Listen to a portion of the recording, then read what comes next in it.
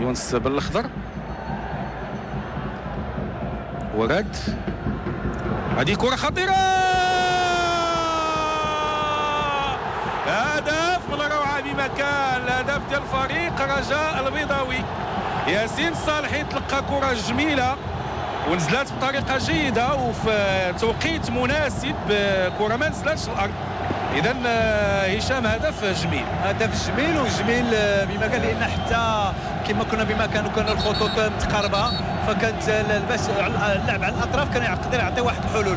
هو لو بون سونتراج كان في محله، ولكن لو موفمون تكنيك ديال صالحي جا في المكان ديالو. إذا تلاحظوا مع الإعادة الكرة نزلات فعلا، نزلات يعني واحد الفترة قصيرة، نزل ياسين صالحي في مكان ضيق مع جوج ديال اللاعبين. لا تيمبورايزاسيون ديال لو بالون حتى امامه بواحد الطريقه اللي جميله، وحتى الخطفه بليمبيني ديالو كانت مزيانه، وبالطريقه باش ضرب كانت رائعه، واصابه من الروعه من المكان، وسورتو بالنسبه لصالحي لان بغيتو يسجل، لان لو بوفغاش على ذكر عليه واحد الضغط اللي يقدر يحرره الان، ولكن فعلا الاصابه كانت جميله، وهذا هو اللي كان يعطيك لاعب الحلول، لان